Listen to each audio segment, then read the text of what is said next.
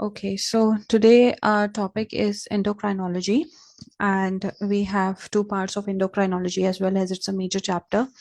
So we'll be going through the first part, which will include some of the endocrine glands. Okay, so we are going to discuss about the pancreas, mainly like about the diabetes. We are going to cover the diabetes first. Okay, and then we are going to talk about the hypoglycemia, and then we're going to cover the thyroid gland.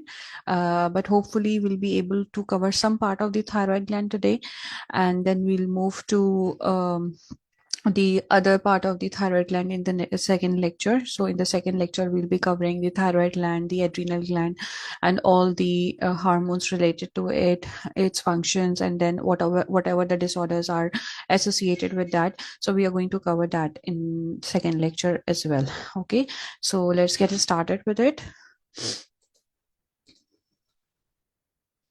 Okay, so first, we're going to talk about the pancreas, which is anatomy of pancreas. So we should know what are the parts and how the drainage is. That could be asked in TAS exam. So there is a ductal system, which is the main pancreatic duct run from the tail through the parenchyma of the gland. So this is the parenchyma of the glands. Okay, and this is the main pancreatic duct which is running through the pancreas from the tail to the head, and it enters the duodenum by ampulla of water. So this is the ampulla of water through sphincter of Oddi. So there is one sphincter which is known as the sphincter of Oddi. So when we did GIT, so we talked about second part of the duodenum, that the bile duct opens into it. So this is the bile duct which is coming from the liver, and the pancreatic duct actually attaches to the bile duct and then enters into the second part of the duodenum. So whatever secretions are coming from the pancreas will come through the pancreatic duct and then the bile duct. Okay, so enters duodenum by ampulla of water through sphincter of Oddi at second part of duodenum. Okay, so there is one accessory pancreatic duct as well, which drains a uncinate process and head of pancreas. Okay, so before that, I want to tell you the parts of the pancreas itself. So if you see this picture, so this pancreas is divided into certain parts. Okay, so this is the tail, this is the body. In green color, this is neck, and this is head, and this is the rounded part, which is folded part, is uncinate process. Okay, so whole of the thing basically is drained through the pancreatic duct, but in some individuals there is one accessory duct as well. So accessory pancreatic duct is this one, if you can see this one. Okay, so this accessory pancreatic duct drains uncinate process and head of pancreas, and then it opens to minor papilla. So this is the major papilla and this is the minor papilla, and then enters into the duodenum. Okay, so it depends on the individual. Sometimes this accessory drugs directly enters into the bile duct. Okay, and sometimes it has a minor papilla. So the question can comes in the TAS exam about the drainage itself, that what is associated with the accessory pancreatic duct, and that is that it drains the head and uncinate process. Other than that, the main pancreatic duct drains the other part of the pancreas. Okay, so this is the ductal system. Now coming to the anatomy of pancreas. Okay, so this slide we have done in the GIT track also, system also, but I'm just going to quickly repeat it because we are going to cover the function of these hormones, because that we didn't cover in the GIT chapter.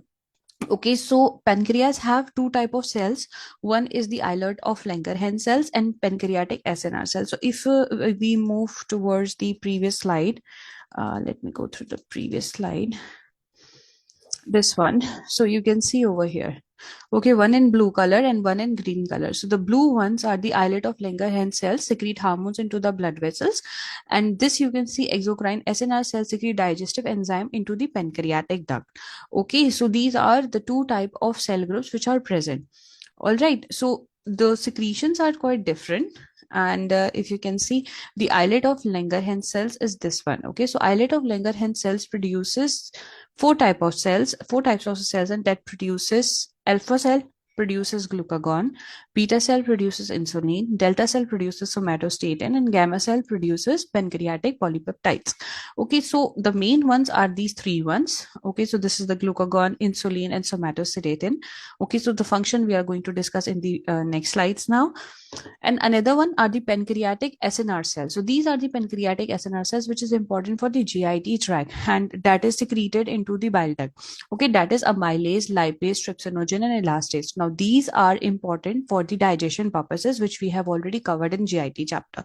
These are important for the endocrinology because this is regulated by the blood sugar levels. Okay, so especially the insulin and the glucagon. Okay, so somatostatin itself is helping in the digestive system. Okay, but insulin and glucagon is helping in the blood sugar levels. Okay, so coming to the next slide now. Yeah, so blood glucose regulation, that how it is regulated. So there are two hormones which I talk about. One is insulin and another is the glucagon. Now how it regulates. So whenever there is high blood sugar levels, the body detect the high blood sugar levels and there will be release of the insulin. So you can see raises the blood sugars.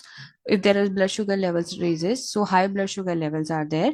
Okay, it activates the alpha cell of the pancreas and then it secretes the insulin, and then in this insulin has certain functions in the body. Okay, that I will tell you what functions they are going to do.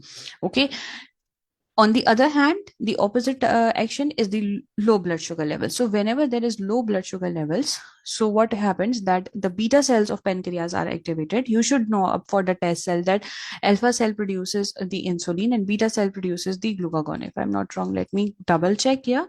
So alpha cell glucagon and beta cell insulin. Okay, so I was talking about vice versa, right? So alpha cell produces glucagon and beta cell produces insulin. So you should remember this also, that which cell is producing what, because this is a very important and repeated question in the exam. All right, so insulin is by the beta cell and glucagon is by the alpha cell.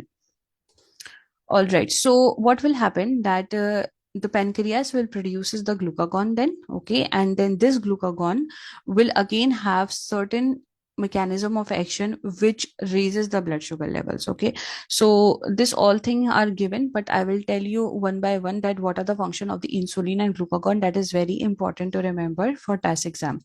Each one of them you should know that how it is going on. Okay, so action of insulin. So suppose whenever there is high blood sugar levels, okay, so insulin is produced. When insulin is produced, so blood sugar levels, whatever